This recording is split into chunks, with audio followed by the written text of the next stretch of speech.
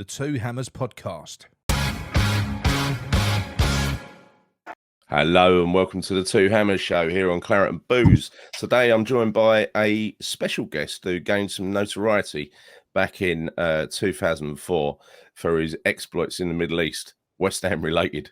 And so you're not going to want to miss his story. But before we go there, Gary Teeley, how are you? How are you doing today? Oh, very well, thank you. How you doing? How you doing yourself? Yeah, not bad. A little bit drained, but you know, I'm all right. So let's make a start and talk about first of all. I mean, you're in the Middle East at the moment. You're in Saudi, but what's your background? Where are you from? How did you start supporting West Ham? Okay, born in Woolwich, southeast of London. From family, mum's from London. Dad was from a small village in the northeast called Merton Colliery, about 6 miles from Sunderland. Right. Dad's parents moved down to London when he was 5. He became a Charlton fan, and then if Charlton used to be away, he'd go to Upton Park. Yeah. So early years, he'd take me Charlton more than West Ham. But the first time he took me to Upton Park was in the Chicken Run. Yeah. And all I just remember as a kid, for those that remember the Chicken Run back in the day, and of course they'd sway from side to side and they'd be singing Bubbles. And as a kid, I'd be kind of just like, oh, this is fun, you know what I mean? Yeah. And as much as Dad was always kind of pushing me towards Charlton, it was West Ham. So that's how that happened. So I would have been. So I just gone 5 years of age. So that's how that happened. That's brilliant. I mean, we used to do that a lot. We used to go West Ham one week and Leyton Orient the next. A lot of people I used to occasionally pop into, if I had a free afternoon, I'd just walk down, go down to like Arsenal and Tottenham and things like that and just pay on the door and get in. Didn't do it very often, by the way, but I did do it. That's what used to happen. And that Charlton ground, I remember that because I was taken there by my dad when I was really young. It was huge, wasn't it? The Valley, yeah. I count myself kind of fortunate as a young'un to go to the Valley. Yeah. And I'll stand corrected, but there was a point in history where not only I think it was something like it had the biggest terrace in Europe or something. It was enormous, yeah. And it held it kind of held a record at one stage in history, kind of close to like the 75,000 kind of. I think you're right. I remember that because if you we all used to collect the little sticker books and stuff like that had all the records of the Panini albums. I think there was something like that about Charlton, and that's like my abiding memory is one of my very early games. He took me to Fulham. I went to Upton Park, but he took me to Fulham and Charlton. And Charlton, I remember. I know it's gonna be magnified when you're a kid, right? But I remember being at the top of this enormous bank, and the pitch was like a tiny little thing down the bottom. It was massive. So so going back in the days of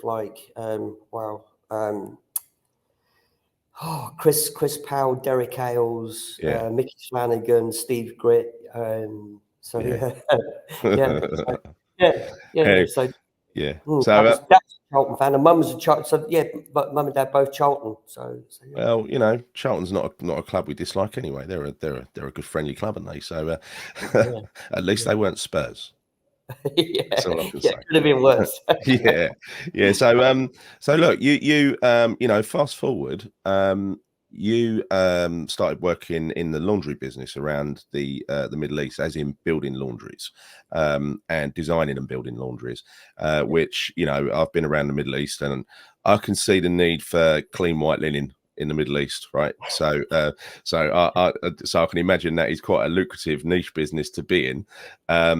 And back in, you're doing very well for yourself. And back in 2003, this was just after the Iraq War for people that remember. You got an order through one of your mates to install a laundry in Iraq. Yes. Right. So take it from there, Gary. Go on. Okay, so sorry, the person in question. Okay, so a mate of mine, his name, Paul Johnson. Unfortunately, Paul's no longer with us. But Paul, so I'd recently, in the latter part of like 2003, around August, I'd been working in Dubai. I'd left Dubai, went to Doha. Wasn't too sure what I was, going to do. One day, Paul phones me and he says, "Look, and sorry, a guy by the name of Jassim, Yeah. he says, Jassim's phoned me and he says, look, is Gary in town? He says, coincidentally, he is. He says, I need to see him. So he says, look, we need to go and see Jassim. We go sit with him, and he says, look, listen, we've got offices in Iraq, different areas of Iraq. Basically, there's a potential contract that's come in. You've done stuff for me before. I want you to bid for me and see what happens. We made the bid. Bid was successful. He was then like, okay, now you've got to go to Iraq. I need you to go to Iraq. Yeah. Put it all, and to make a story short, it was a prefabricated building. Yeah. Went to back in Dubai, sat with a company, designed it with them, and then we had to ship it by trucks to Iraq. Yeah. So I found myself in Iraq from the October to the December 2003. So I was there for 2 months on the ground, putting it all together, teaching, training people for, let's say, a modern day laundry dry cleaning service for the American Air Force. And everything was fine. It was fine at that point, was it? Yeah, I mean, okay, what's known as the Second Gulf War. So that was in April 2003. So I'm on the ground come the October. Right or wrong, I decided I was okay to stay in a villa with various people. There was no big incidents as such. I mean, hey, look, I don't know about now, but back then, somebody's birthday, we buy a cake and we blow candles out on a birthday cake. Yeah. Back then, people would take out an AK-47 and pump a full magazine in the air as a birthday celebration. It's just, it's that, whether they do it, as I said, whether they do it now or not, I'm not in a place to say whether they do or not. But so that sort of thing, that was a common thing. But there were various incidents, but not directly at me as such. Yeah. So I did the 2 months. On the December, went back to UK for Christmas. And then after that, went back to Doha, Qatar, in the January, was working. And it came to the February. So Paul phones me one day and he says, look, listen, mate, he says, I'm a dad again, a newborn. So I was like, oh, congratulations, well done. And, as you do. And he says, but listen, mate, he says, well, he says, I've been here since, same as you, I was here, came last year. So what with the newborn, I want to take time off. He says, would you be willing to come and relieve me? And as I said, there was no issues in back for the 2 months I was there, but I was like, hey, listen, mate, it's not that I'm saying no, but you've got a big organization. I'm sure someone can relieve you, for a month. But he was, look, listen, mate, the deals that are happening and the way it's set up, he says, I trust you. You're my mate. I trust you. So, I mean, of course, I was being paid, but I actually did go back for him. So we could. And was you concerned at the time because the tensions were high and everything else? Was there concern for you? Again, no. There was nothing prior, from leaving and then going back. There was nothing of any substance for him as well. There was no like, oh no, I can't go back. It's dangerous and stuff like that. So I went back and arrived there late March. Yeah. Paul was with me. So I must have I got back there like March. I think it was March 23 or between the 23rd and 27th. Yeah. We sat. It's 2004, right? 2004. 2004, yeah. Yeah. We'd sat down and it was like, obviously went through like a handover and stuff like that. Yeah. And then he left, and then it was me basically looking after the business there. And so, that was the way it worked. So I went back. Yeah. So look, about the famous incident itself. How did that come around? Because I started reading some of your story, and it was like you were, they were looking for you. There was a group looking for you. Why were they looking for you, and who were they? Yeah. Okay. So how it all happened was this, and I say in my defense because, and I don't feel bitter at all. And Mm, hey, look, anything in life, everyone's entitled to have an opinion about decisions that other people may make. Yes. yeah. Um, but as I've said, there was nothing that made me decide can't go back. This is happening, that's happening. Yeah. And it literally it was like literally a click of the fingers. Mm, So what happened? And again, I'll say I'll stand corrected, but to the best of my knowledge, okay. So there's a place called Najaf. Najaf is kind of in between Nasiriyah, which is in the south, and Baghdad being north. mm, yeah. Najaf has a holy city. A person back in the day that was living there, and then that was his home, was a cleric. His name Muqtada al-Sad. Yeah. There was various events that had happened over, let's say, the week prior to me being taken, Mm, where the American military were doing, let's say, various activities in the north of the country. yeah. Certain things happened, which I'd rather not go into. But let's say Yeah. things kicked off. The Americans then decided to position themselves around Najaf. So they Mm, set up their military, and they basically wanted to arrest Muqtada al-Sadr. right. For whatever reasons he then, okay, so his personal army called the Mahdi army, he just gave the order, and his orders were, okay, if this is the way it's going to be, I am deciding to, guys, you go out and you take hostages. Yeah. And I fell foul. I was, for whatever reason, the first taken. Yeah. From the time I was taken, within 24 hours, I was one of like 22 that was taken. Right. Um, Right. mm. Yeah. One of those, actually, some might remember a guy called Thomas Hamill, Mm, an American. He was quite famously seen sat in the back of a car with, let's say, his hooded friends. yeah. So he was taken, and fortunately for him, he escaped. So it was around that time of him being taken.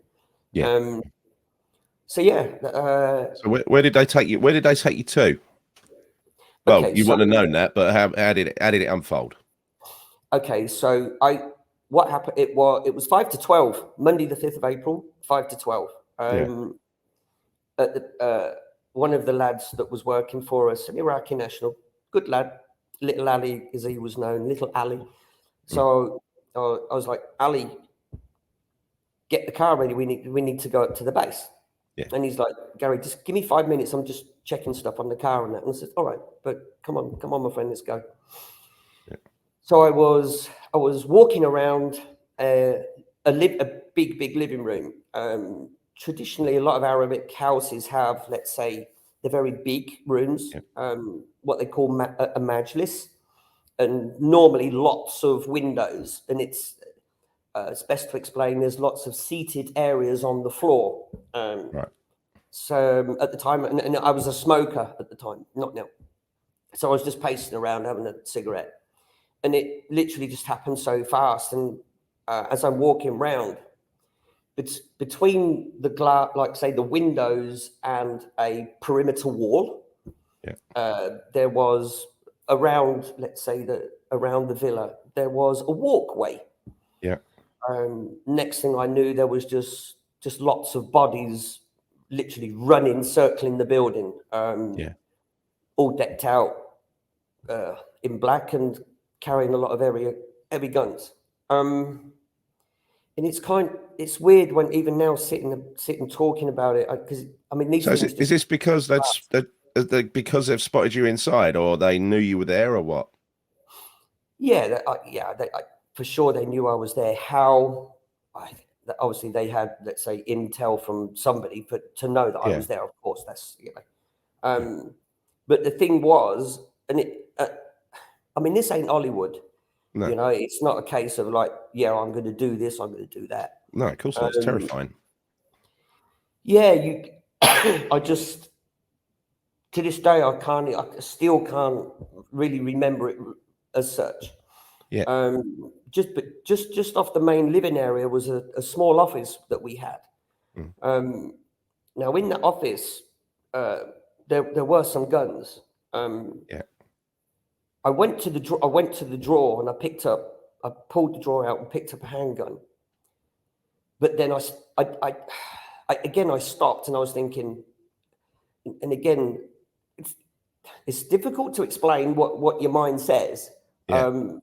I feel fortunate. Did I make the right decision not to pick it up?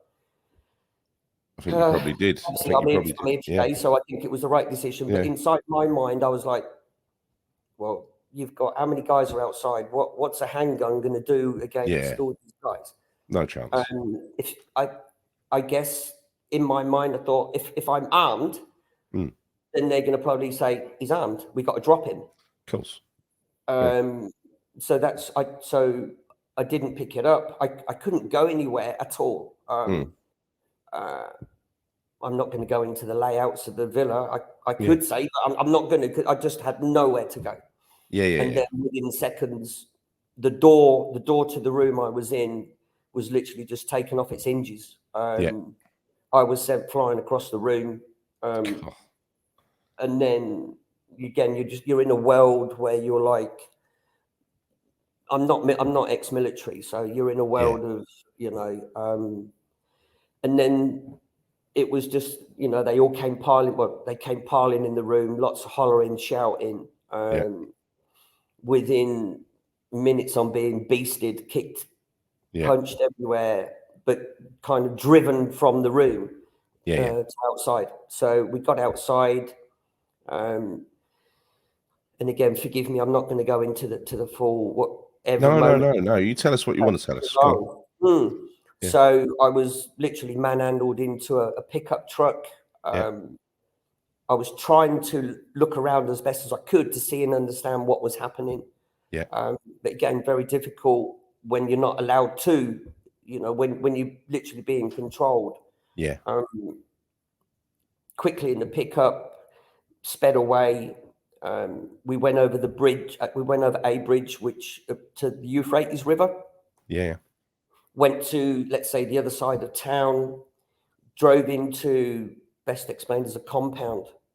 As the gates were closed, it was like it was just, the whole building was full of the mark of the army. I was then taken upstairs, taken up onto a roof. When I got up there, little Ali that I'd referred to earlier, he was on the roof as well. And some other Iraqi nationals that worked in the villa as such, the housekeeper and stuff like that. So were they kind of treated as being compliant with, were they blamed as well? That's what I'm saying. Yeah, and I was trying to get to Ali to try and say to him, because I mean, I just went. I was in fear from the get-go. Not surprised. Bloody terrifying. I don't know. I mean, your adrenaline must have been pumping since it doesn't. And Yeah. And again, funny you should say that, because when I was, and I was in a state of shock. I really were. And and Ali, I got within a meter of him, and as I went to talk to him, he was physically sick. Oh, all right. And I was thinking, geez, this is not a good sign at all. He's an Iraqi national and he's being physically sick. Yeah, they've put the wind up him big time, haven't they? And on literally on this roof, this flat open roof, there was a blanket, and on top of the blanket was a plastic sheet. Right. And I was like, Yeah. all sorts of thoughts go through your head Mm. with that, don't they? Yeah, yeah, Yeah, and so initially it was like you're just in a different world, and of course yeah, I'm kind of, you're looking around at me. I was looking around at people's reactions, and yeah, I mean the word hate, which is, sorry, I'm not a believer in the word hate. You can't. mm, How do you go back from hate? But yeah, from that day onwards, I mean, I've never ever been looked at the way I was looked at by these people. You know what I mean? right, yeah, yeah, yeah, So yeah, so I after, I don't know, there was approximately, I'd say 10 minutes. Then I yeah, was led back downstairs, put in a vehicle, drove around for considerable amount of time. Then, mm, and let's say I was taken to my first location. yeah, I was at that location from the Monday through until the Thursday morning, and the Thursday yeah. being my birthday. My birthday's Oh April the God, 8th. yeah, So I was there, and again, so to summarize, let's say Monday to Thursday. On the Tuesday, let's say mid evening, a, a battle started mid evening.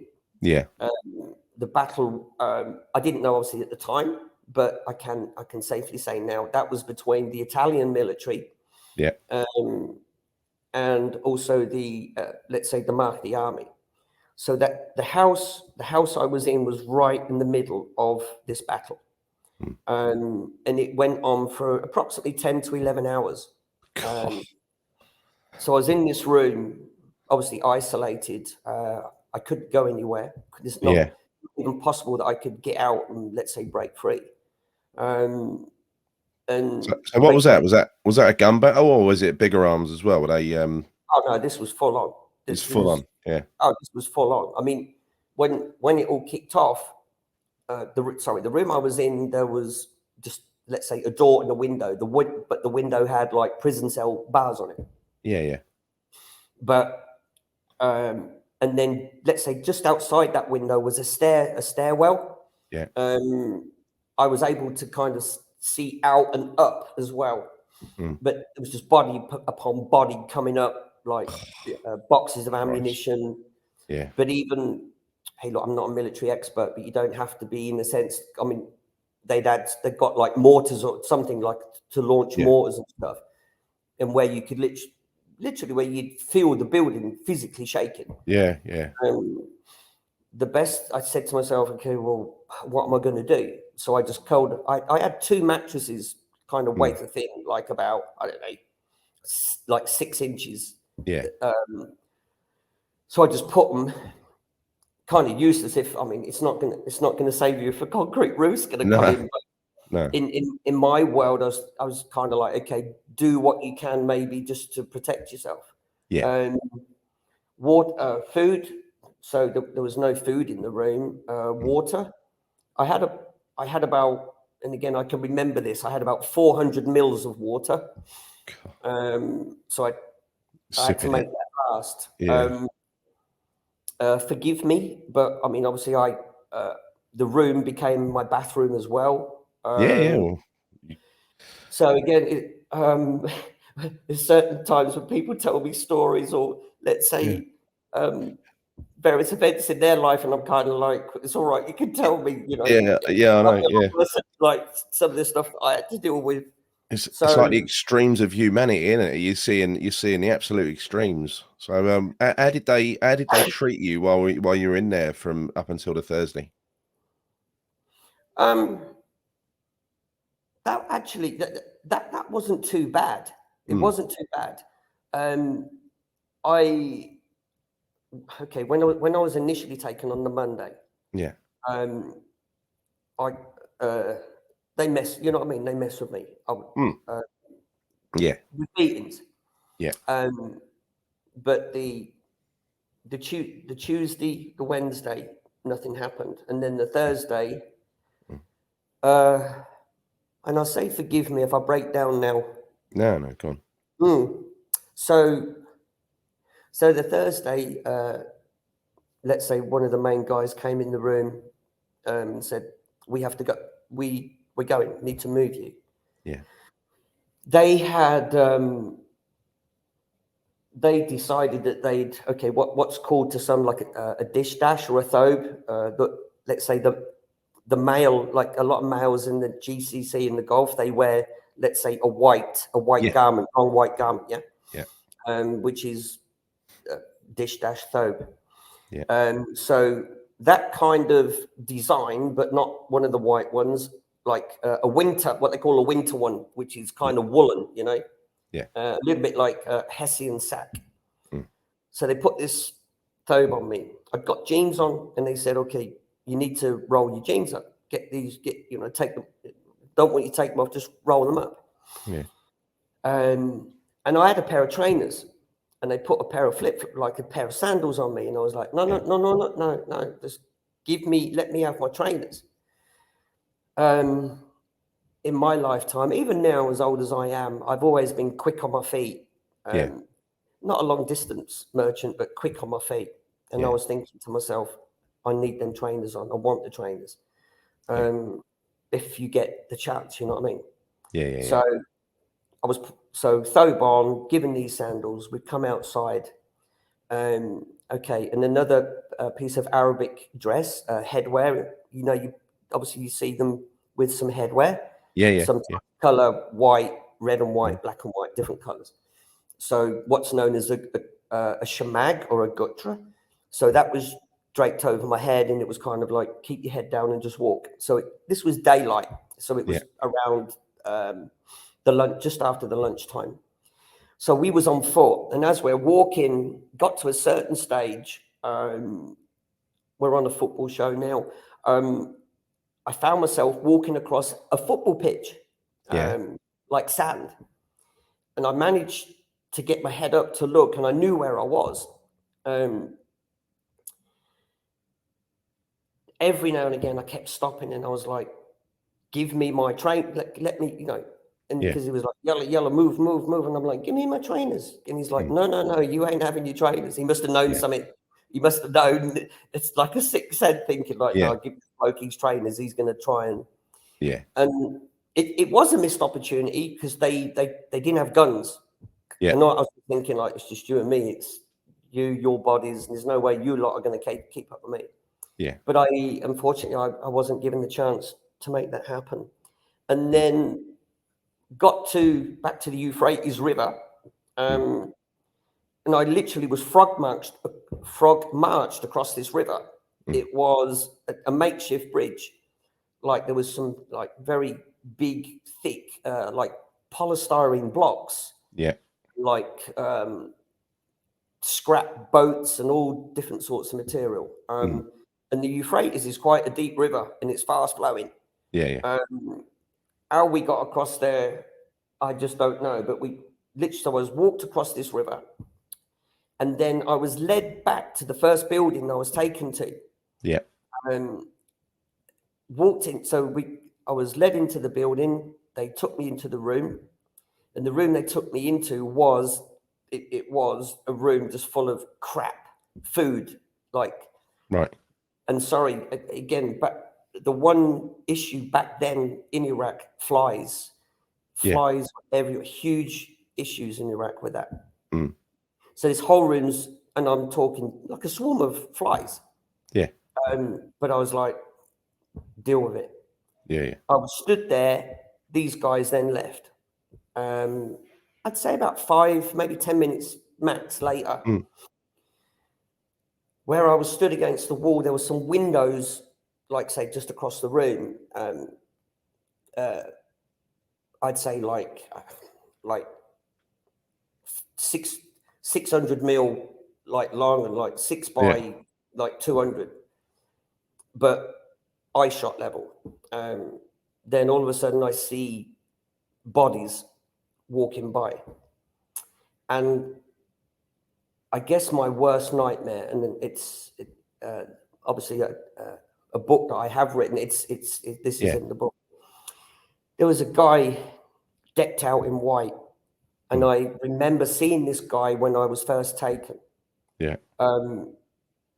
If there's ever been a time where someone like say their looks, where it's like this guy just wants to take me out. He wants to have fun. And he was a mean looking, and I'm thinking, oh, no, not him. So anyway, next thing I know, door starts to move. I took the choice. I thought, right, stand there, say nothing, look forwards.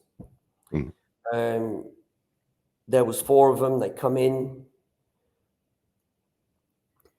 I was taken down like a sidekick, left knee. Yeah. And I was just down. Yeah.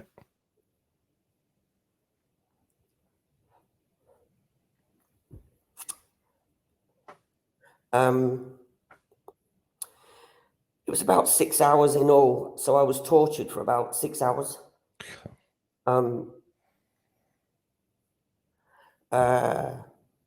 So I initially, so they forced my arms behind me. One's kind of stood in front of me and was like, how's best to explain? So like forcing my arms back. Yeah. So literally where you can't stop shaking. Yeah. But then they got like plastic tie wraps. Yeah. Yeah. So I was bound like that. And then the blindfold went on. When the blindfold went on, they did it in such, I mean, they're smart, these lads. They've done it many times. They know the pressure points. They know everything. Yeah. So the blindfold went on where it's so tight against like my head at the back. But where you just cannot see just a pinhole. There's not not one pinhole of light. And it's amazing how just that one thing can create stress, you know what I mean? Yeah. Yeah. Yeah. And then, so I'm on the floor, I'm taking a beasting, spat on, and then, of course, I couldn't see, but you don't need to see to understand what you're feeling and listening. So Yeah. it wasn't a gun, it's guns held to your head. Right. That's terrible. I can't imagine. It's mind blowing. And it's like, obviously you get to a stage and you're like, I was like, Yeah.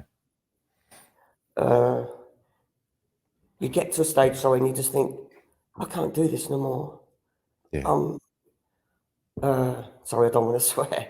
No, you know, it's kind of like, feel free. You can swear if you want. It's no, it's kind of like just do it now. Do it. You know, you really got to that point, yeah. You just got to that point. Yeah, and had enough. But like my body at certain stages was kind of, let's say, going into spasm. Yeah. I couldn't control what I was doing, but then there were times where pick me up from the back of me, pick me up, and then just drop me. Yeah. So then I was smashing my frame of my body. I couldn't stop. Head smashing against the floor. And then like dragged outside. So had they done some real damage to you? Had they broken anything, or was it all? Were they just? Was it sort of superficial damage? Did they know what they were doing? You know what I mean? Yeah, no, they did know what they were doing. Yeah, I mean, my left knee, I could hardly walk. Yeah. And from playing football years ago, and now I used to play the game. Yeah.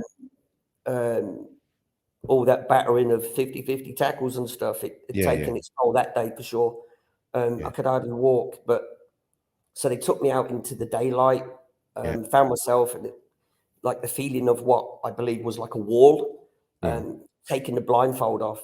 And of course, it's like you're looking at stars, you can't see properly. Yeah. You're focusing. And of course, most of them wear webbing, so they got webbing on and different ammunition tied against them. And then it was throwing hand grenades, And of course, you can't see properly, and you just think they've pulled the pin, and you're like, it's all a lot. They're It's also toying with you. Yeah. excuse me. It's psychological crap. Yeah. So so what I'm been referring to, it was like different stuff over a period, like I say, but I'd say between 5 or 6 hours. And then it got to a stage where they decided they'd have enough. They went off. So I was kind of alone for about 15, 20 minutes. And I was trying to, but I'd still got these cable ties on. Yeah. I was trying to position my body to try to relieve pain. Yeah. My shoulders, I did honestly think like that my shoulders were, of course, not broken, but I was thought there's some serious damage you've done to me. Yeah. Yeah. And then they came back. I was put in a vehicle, taken to another house. I was there for maybe about 3 hours, 2-3 hours. And then after, there was two guys came, sorry, my apologies. There was one guy came in the room who is known as Mr. H.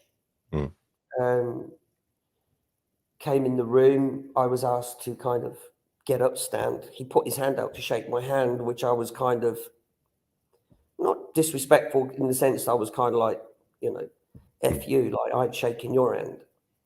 But of course I'm thinking, why does this guy want to shake my hand? Why, and sorry, his demeanor, I mean, extremely well dressed. Yeah. He even he had some form of cologne or aftershave or something. He really was, and for me, early stages, it was like, okay, he's very different, this guy. And he said, like, you're an Englishman. What's wrong with you? You don't know how to shake someone's hand. Yeah. I was like, okay. I says, and of course I could hardly move, and I shook his hand. He says, okay, you're coming with me. I says, okay. So we got out. I was put in the car. From the moment, so put in the car, I'm sat in the middle. Mr. H is to my right, hooded guy to my left, driver, and then passenger sat next to the driver. But very quickly, he just said, look, he gave me a bottle of water, the first fresh water I'd had since the Monday, because I'd had tap water, and so I had crap water. Yeah. So he gave me a bottle of water, and he said, okay, this is very simple. We're going somewhere now. Please, no talking. Just sit here, behave. I said, okay. But I found myself, again, I'm thinking, okay,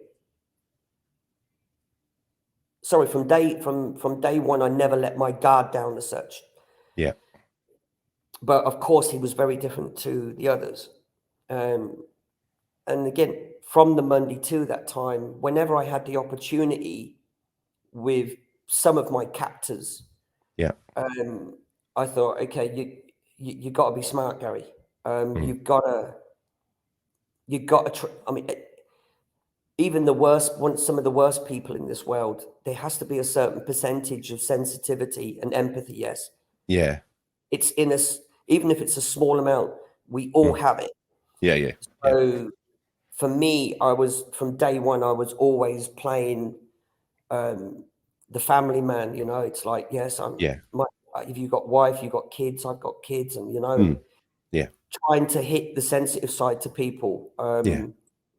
So, and I was again through my constant fear, I was asking questions like, "What's happening now? Am I going to be killed?"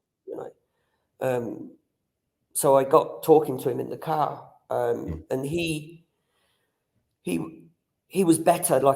He was better. So anyway, we got in the car, we drove to this location, we got out. Excuse me. We got out, was led in, and then the driver, he's known to me as Mr. A. Yeah. In the book. So led in the house, I was asked to sit down in, again, like a typical kind of what they call a majlis. To us, it's the living room with like a seated area. Yeah. cushions against the wall. So I was asked to sit down. So I'm sat down. 20, 30 minutes later, a spread of food was put, like, and for Iraq standards then, like, extremely good food. Yeah. And I'm kind of thinking like, things are looking up.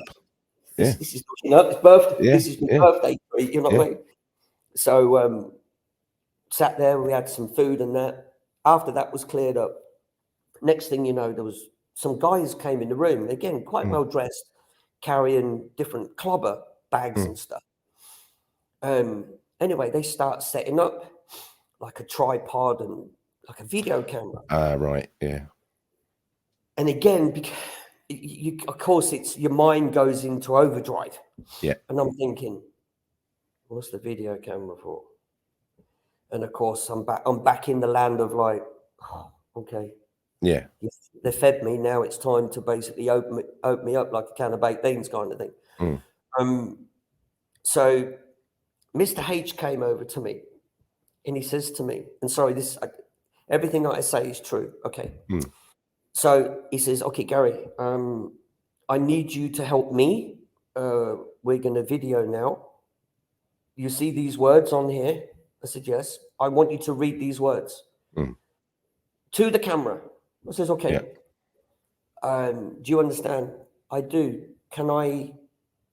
Before we do this, I said, can I read the words first? Just so as I understand the words. Sure. So I'm reading these words. And jokes aside, again, I'm not playing to you or anyone who's listening to this, but as I was reading it, and I was kind of like, yeah, I can live with that. I'll read it. I don't have a problem with that.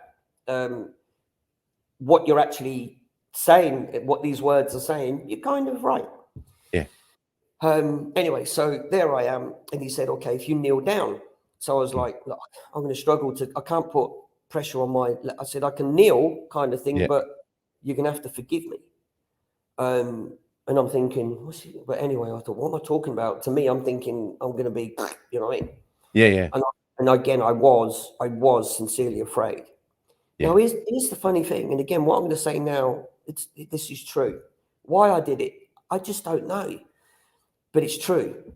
So we're all ready to go. There I am, on one knee kind of thing. Mr. H is immediately to my right and another guy to the right of him. Two guys to the left of me. The two to the left, all hooded, so barrel-clavered, big guns, Mr. H, and then the guy next to him, again, all decked out black, hooded.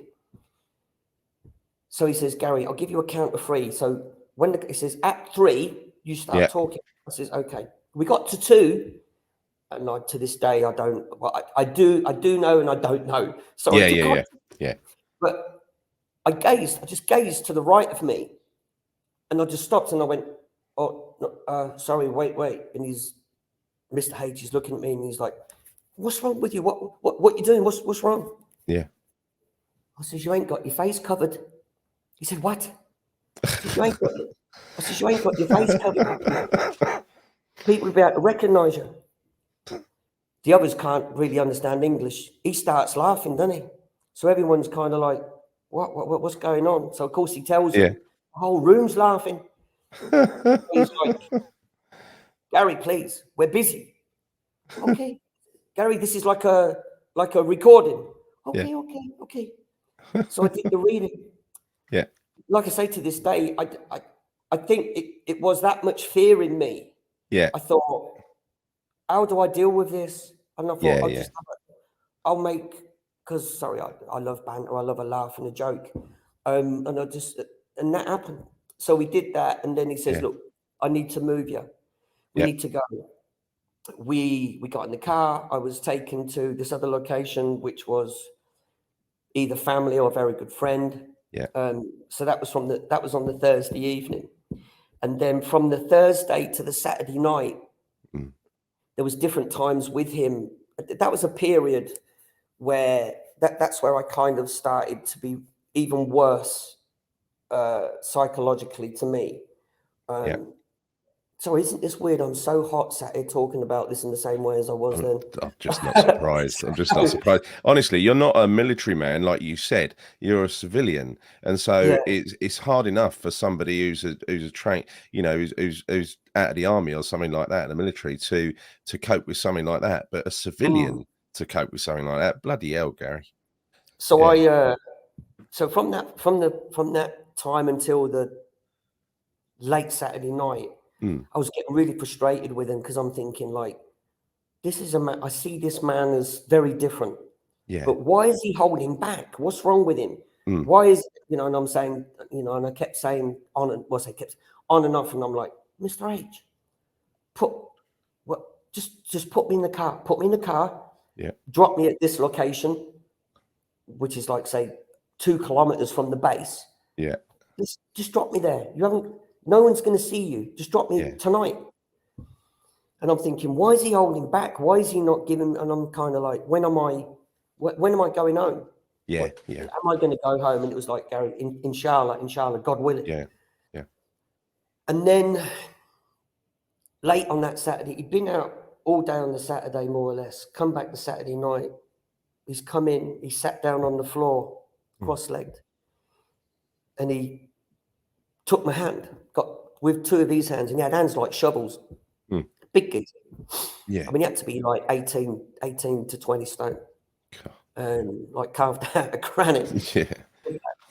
And he's took hold of my right hand, and he said, "Okay, you need to listen to me now." And I said, "Okay, I need to move you now. We need to walk across the desert. Can't drive in the car. Can't get in the car and drive. Yeah. Okay, I'm going to give you your trainers. Yeah. Okay. If you want to run, you can run. But I'm begging you not to run." Yeah. Yeah. I said, "Why?" "The people that had you before, yes? Okay, they're looking for you." Right. Right. I said, "How many?" "Gary, hundreds." I said, "Why?" "Because they want you and they want to sell you." I was like, okay. So again, we left. I'm walking across this desert. This is like nearly 2 o'clock in the morning. You can hardly see your hand in front of you. It's that dark. Yeah. And it's just amazing. Like I say, what goes through your mind, you're like, how can I trust this? How can I trust him? Do I run? Yeah. Where am I? If I do run, which direction do I go? How much time have I got to daylight? And seriously, it's a weird thing because you're kind of like, well, for me, I was kind of like, guys, get a grip. Even questioning, doubt myself. Are you a man? Are you a man or mouse? Yeah. And it's again, on top of all the other, the way that you're feeling, it's not a good place to be. Anyway, I made the choice, right or wrong. Yeah. Well, right, because I'm here today. And I thought, no, I'll stay the course. I'll stay the course. So we got to this location, which again turned out to be, I can't prove it, but like very good friends or family. So again, I was put in this majlis, this like a living room. We got there around 3 a.m. So 3 a.m. until 3 p.m. Yeah. It's the longest 12 hours ever of my life. And I say that because where I was, approximately, let's say around from the door of that room, you came out of that door into a courtyard, but from that door to the perimeter wall where there was a solid iron gate. Yeah. Tops, no more than 5 meters. In these villages in Iraq, as you know, you get all early morning prayer, which is approximately around 5 p.m. But it's not rare for people to get up at 3, 4 o'clock in the morning. This is normal life. Where I was, the household had kids, young kids. Right. So all day there was like bangs on this gate and that. And for me, every single noise, Nerves are going 10 to the dozen. Yeah. Oh, Yeah. I was a state. I was an absolute Yeah. state. But I was like, oh shit, who's that? Who's that? Who's that? Who's that? It's Yeah. kind of like, no, can't be, because they were going door to door. You know what I mean? Yeah. Yeah. And then we got to just near 3 o'clock. So I'm sat there. Mr. A, Mr. A came in the room. Lovely man, small guy, but lovely man. And all he did, he stood there, put his arms out, and he's like this. You know, Yeah. I'm leaving on a jet plane, don't know when I'm, you know, the old song. Yeah. Yeah. Yeah. And he just looks at me in this motion and then puts his arms and he says,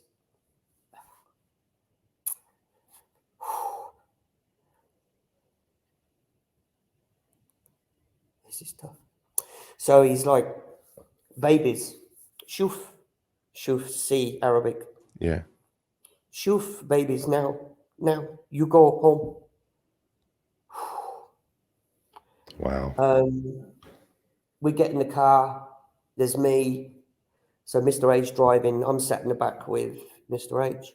Yeah. Start the drive into, we're driving into Nazariya city. After about 5 or 10 minutes, there was a huge group of people, all again decked out in black, different banners and things, Yeah. green and white. Sorry, I can even remember the colors. It's that vivid. And I literally froze. I was kind of like, no, stop, go this way, go this. What? And he's like, Gary, come. It's Gary, it's okay. It's, you know. Yeah. And I'm like, how do you know? And this was the time. This was the time where I literally knew this man was definitely on my side. Right. And he literally had to grab me and start shaking his finger in front of me. Yeah. And the Arabic, and he was like, Wallah lazim, which is kind of like, listen, Gary, I am telling you, they have to come through me. Yeah. So we got through that, got to this building, walked into this building, very busy. And then I was I then met a guy,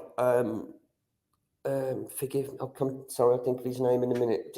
No, don't worry about it. Iraqi national who was a guard. He was a guard working for us. Yeah. Right or wrong, I had to fire the guy. I had to fire him because of an incident he was involved with where he'd smacked someone, he decked him. Yeah. And of course I had no option to. I was like, I can't have this, mate. You got to go. Yeah. It literally gave this geezer a right beasting. But I'm looking at him, and he was kind of straight away, and I was like, oh my God, yeah, he's here. Yeah. And again, he's talking to Mr. H and that, and he's kind of like, you know something, you just don't understand this man, you know. And sorry, this guy, I'd given a job to his son. Yeah. He asked me one day, he said, look, please give a job to my son. And I give him a job. So I was like, what are you doing? Why are you here? What are you doing here? Yeah. And another guy called Bassam, and he was like, Gary, from day one, he hasn't stopped looking for you. Wow. Yeah. And then I had to clean up. He was like, Gary, please, you need to clean up your hair. And Yeah. I got 7 days growth, which to a lot of people, it's like, what does it matter, 7 days? But for someone that shaves every day, it's a lot for me. Yeah. So I had to try to make the best what I had to, because of cameras. And so we did all that. The local sheikhs of Nazariya, and I do refer to the term sheikhs. It was like, okay, Gary, we now have to go to some other buildings. I was like, okay. So I'm kind of like, Mr. H, let's go. You come in, and he's like, I can't come. I'm like, why? And it's weird. I'm kind of thinking a guy that I wasn't too sure about, and the next thing, and I'm like, no, I want you near me. Yeah. And he's like, Gary, I can't. And then he said to me, I'm so sorry. I said, for what? I've learned to get to know you, and you are a really good man. I said, you don't know that. I know more than you know. I said, okay, but why are you saying that? Gary, because I know the people working for you.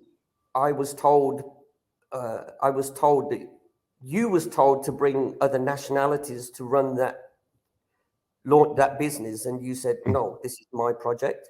Yeah. I want to give the work to Iraqi nationals. Yeah. I said, yeah. He said, say no more. He said, you're a very different man. So yeah, it's weird, but again, very emotional. Well, a good thing you paid you back there, didn't it? Yeah. And then, but when we came outside, the guy, like I say, the guard, it will come to me in a moment. Please forgive me. Shouldn't forget his name. He literally had a private army, and I'm like, who are these? And he went, these work for me. This is for you, my friend.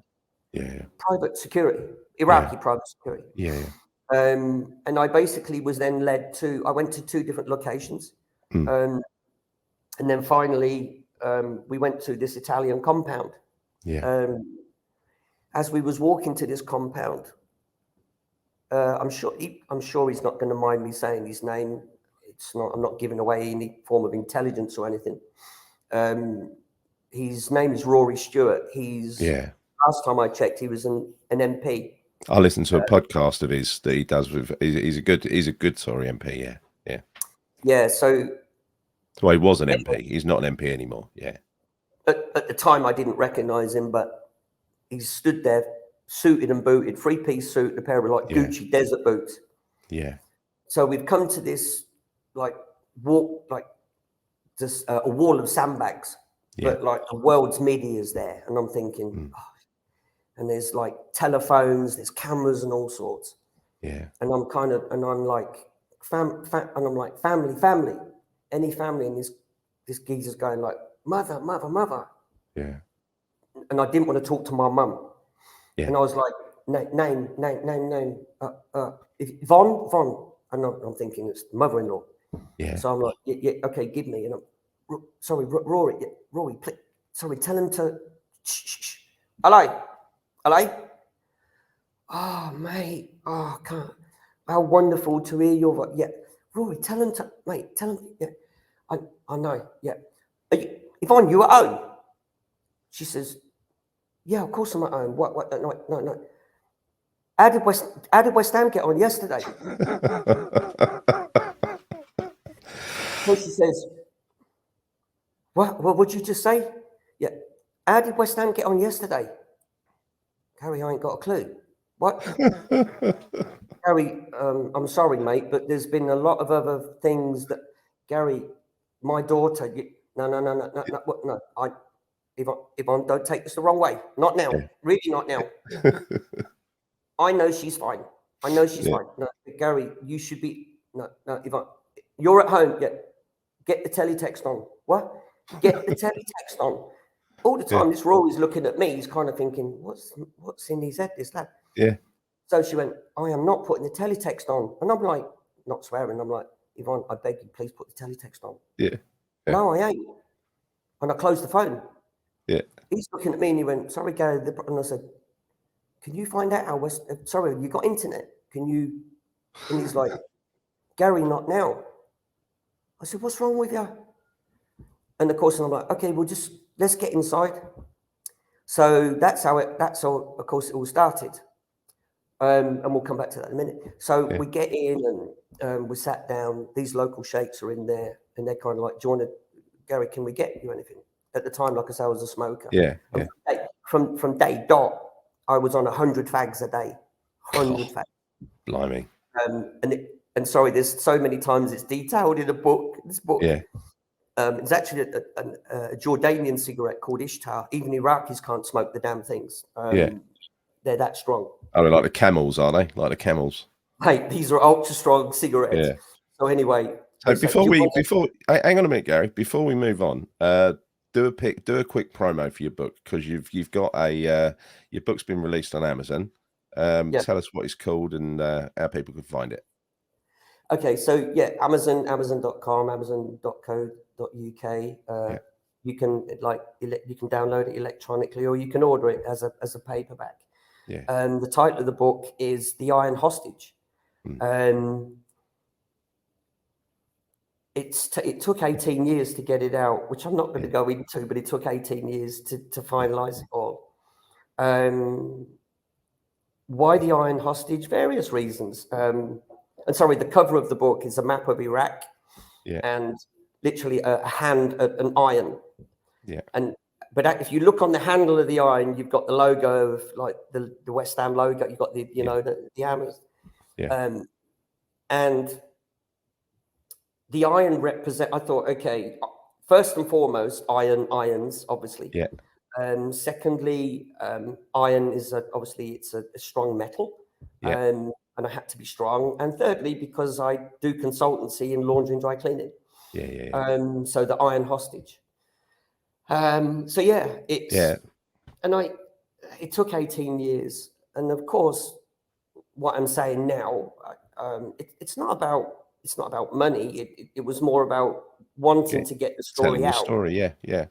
And it's an incredible story, Gary, I've got to say. So please, people, if you're watching this, help out Gary. Go and go and buy that book. Look it up on Amazon.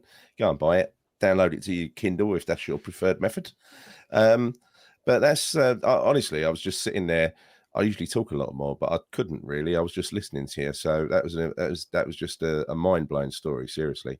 So let's switch it up now. As a result of that, Alan Pardew, because the reason you wanted to know that West Ham result clearly was because we were coming towards the playoffs, right? And it was an important game. Alan Pardew caught wind, probably through the papers and everything else, that is all you want to know as a West Ham result when you got released. So he contacted you. What happened? Okay, just a little bit before we get to that, and again, over the years when I've told this, or a lot of so there's photo you can go on, you can Google and you'll see photos of me being led from a Chinook helicopter. Two British soldiers left and right of me. Yeah. I've got West Ham shirt, West Ham tracksuit. So of course my mates were like, "What's with you?" Playing to the cameras with your West Ham kit on. Yeah. And I was like, no. Let's have it right. I had no choice. Yeah. They didn't just take me, they nicked everything to do with whatever possessions I had. They took everything. Oh, wow. When I got released, after getting released, I was taken to this military base. British military, 3 people from the British military come in. The hospital ward I was in. Yeah. They had a bag. They said, "This is for you." On my life, the only things I had, one pair of boxer shorts, West Ham tracksuit, and a West Ham shirt. So of course my mates, whether West Ham mates or not, they were kind of like, well, they didn't want that. They're not going to nick that, are they? That's true story. Other than the clothes that I had on, which I couldn't wear because they were just like rags. And it's the only thing they left behind was a West Ham tracksuit. That is on my life. And I was thinking, like, I've got no choice. I've got to wear it. Oh, that's such a snub, isn't it? That's such a snub. I know. So that's that. So I got home. I flew out of Basra International Airport on the Tuesday night on a C-117 military aircraft. Gets into Brighton Norton. Get home. Chose not to go to my mum's because the world's media was camped outside my mum's house for a good few days, and I mean camped outside. She couldn't even go out. Yeah. And I thought, and I'd said to various people. I says, look, please don't tell the media where I'm going.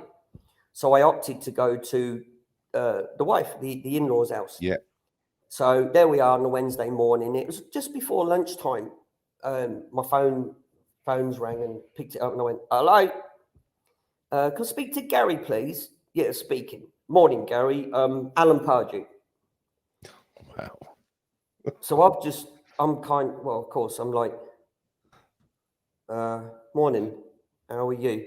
Yeah. I'm good, mate. Look, I don't want to and I'm looking at my mum and I'm like, is this you? Is this you?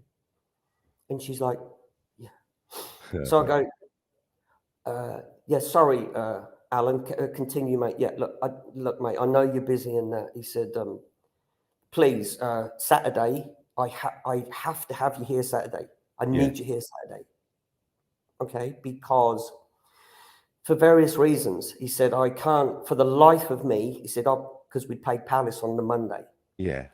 He said, mate, I got home. He says, and I'm sat there. He says, and I'm thinking the worst of the worst maybe for the playoffs. And all of a sudden, your mugshot comes on TV and he's saying, how did West Ham get on yesterday? And I'm like, how does that happen? You know, I'm like, how does someone operate that way? And I went, I know. So he said, I want you here Saturday. So I said, can I bring friends on that? And he went, yeah, no problem. He says, I just, as you like, mate. I said, okay. I'll just bring 2 people. He said, yeah, sure. Yeah. So I opted for my brother-in-law, who, fortunate or unfortunate, is a Manchester United fan. Yeah. And my dad, Charlton fan. Yeah. I also chose, he said, Gary, I can send a car for you to pick you up. And I said, no, I'll tend to thank you, but no, thank you. Yeah. Because I didn't want any alcohol at all. I wanted to be just. Yeah. You want to remember it. Yeah. Yeah. I didn't want to be clouded from, so I opted to drive. So where I was staying, got in the car, drove there. Toots the horn. Dad comes out. Booted, he's got a grey suit on, lovely grey suit, and underneath the grey suit was a red shirt for Charlton. Oh, yeah. And and I was like, you just can't help yourself, can you? He's like, what? And I went, you know what? I said, just get in the car. Yeah. So we drove down, parked the car up. Well, sorry, dropped. Dad was, and again, Dad's like, drop me at the bowl in, then go and park the car. It's like, all right, Dad, yes. It's only my own day, you know what I mean? Yeah. So drops him off at the bowling, parked the car, came back, was in the bowling for a little bit. Yeah. And again, what was so bizarre, just everyone recognized me. Yeah. Because obviously it was recent. Yeah. And then got to the ground, got into the front reception, met by an adorable lady by the name of Angela. If she's listening, thank you so much. Yeah. She also she did stuff for Teddy Sheringham. Right. She worked for Teddy, like PR and stuff. So she said, come on, mate. She said, took me into a room, tea and coffee sandwich room. She says, look, listen, let me go and see Alan and Peter. Grant, he was number 2 at the time. He says, you just stay in here, mate. She says, and I says, okay. And at the time, forgive me, EastEnders, Lofty, I forget his Yeah. He's in there. So I got talking to him. Anyway, it was, I don't know, 10, 15 minutes. We'd had a coffee. She comes back and it leads me into see Pardew and Granty. Yeah. We're sat there talking and of course, he just said, I can't. He said, it was not possible that I didn't have to have you here today. He says, no, I'm going to ask you something. I want you to, maybe it won't be easy. I don't know. And I went, okay, Gary, I want you to talk to the players. Yeah. Me? Me? Okay. This is selfish. Yeah. You know where we are at the moment. And this is reality. You know, I'm trying to still sort it out in my head. Yeah. You are what you are. Yeah. I'll try, but hey, I'm a kid in a candy shop at the minute. You know what I mean? Yeah. So we went down, walked into the dressing room, which was like, what the heck's going on in here? Yeah. You got all different ghetto blasters playing all different sorts of Chaos. music. You got Yeah. the likes of like Marlon Wood, Rio Coco, like all like out their heads dancing, and but initially the players were all brilliant, but two in particular. Christian Daly was amazing. He really, really was. Yeah. And Don Hutchinson, top lad. Anyway, so he turns to Christian and he says, Christian, sort these lot out. Just sort them now. So he's kind of like, look, lads, come on, get around them. So like a treatment table of someone kind of leaning against the treatment, them all jumping in from the back, and here we go. This kind of and it was really surreal because it's like, geez, take it back a few days, and I was waiting to have my head body in a different world. Weeks improved a little bit, isn't it? Yeah, but it's like, but where you feel pinch yourself, it's like, am I? And then and then he turned around and he said, Pards turned around and he went, lads, seriously, please just listen. Need to listen. Like now, it took me a lot to, I was like, and I just said to her, I thought, gosh, keep this simple because you're just going to explode into tears. And I just said, this may not mean nothing to you, and forgive me for saying this. All I ask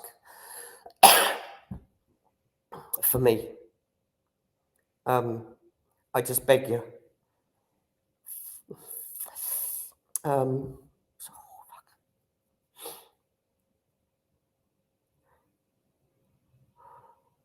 because it meant that much, Yeah.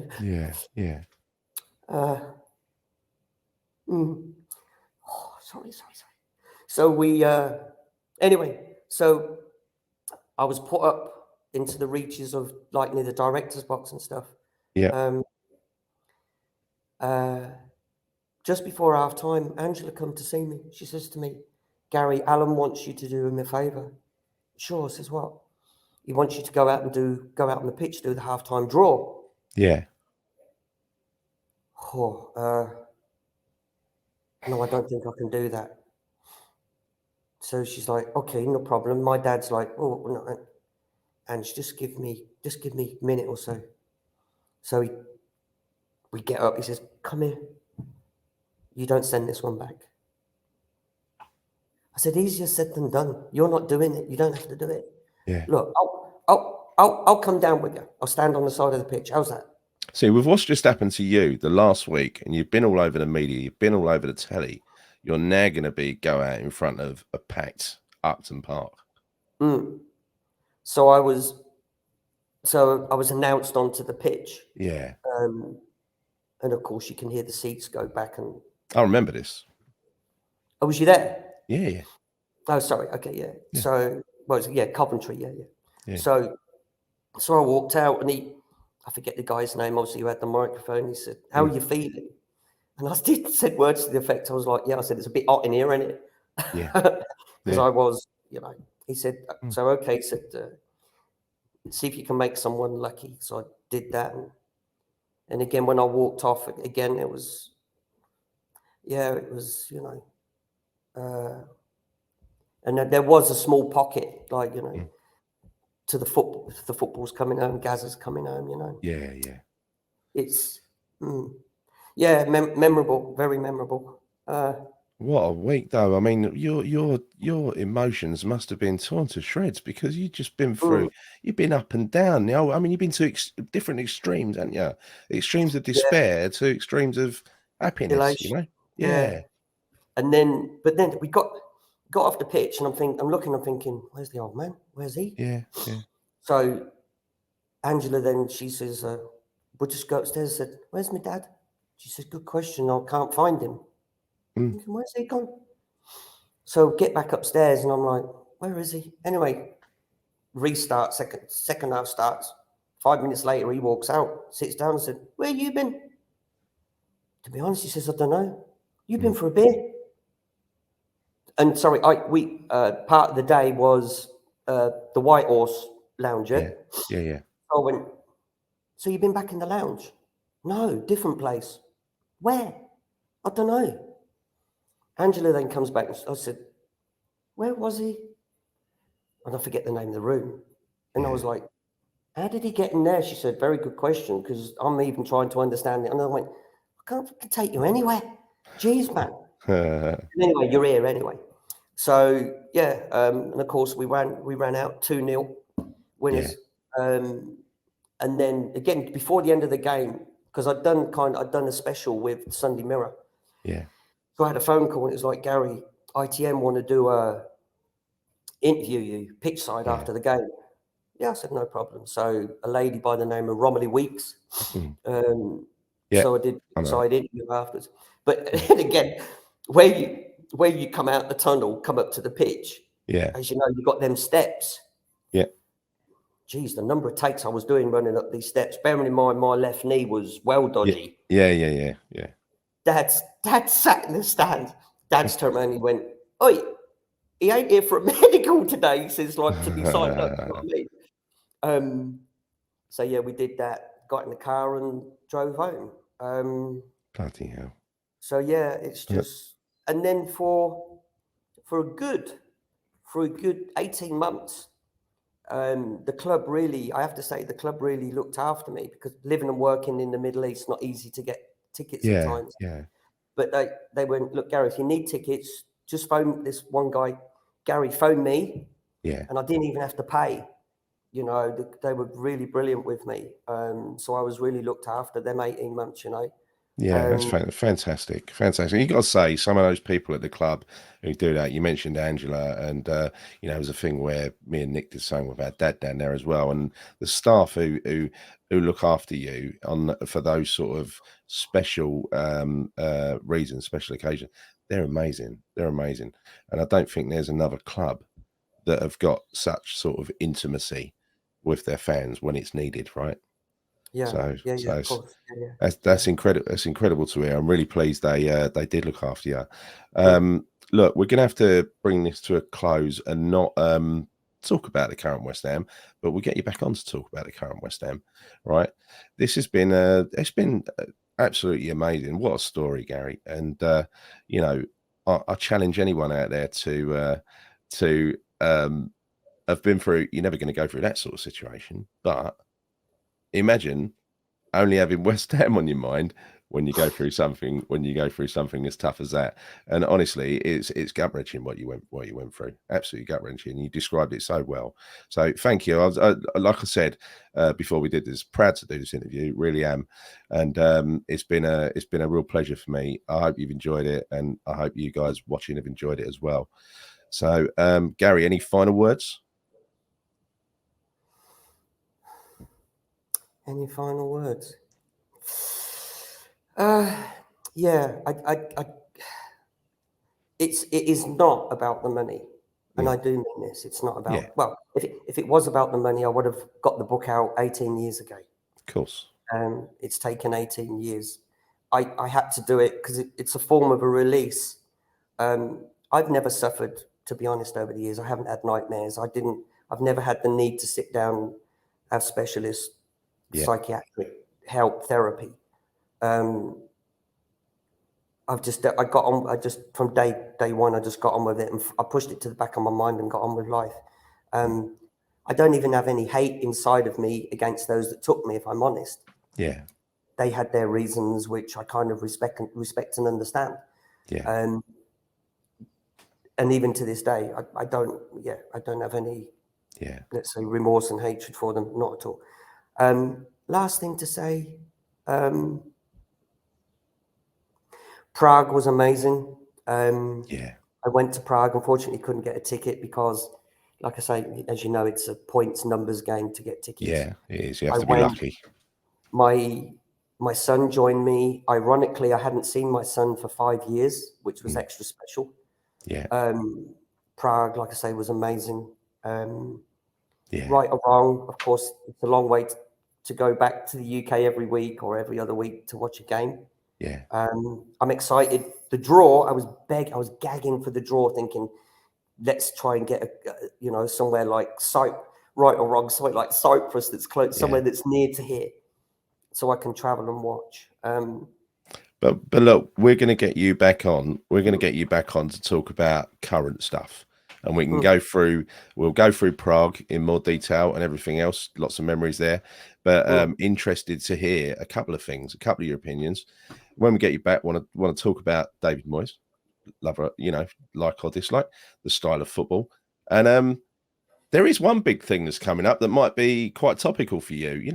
If this Qatar thing develops, you never know, right? You never know. So imagine, yeah, that could be taking us into a new realm, couldn't it? So, So look, thank you very much, Gary. Thank you all for watching as well. Until next time, see you soon, and come on, you irons. Come on, you irons.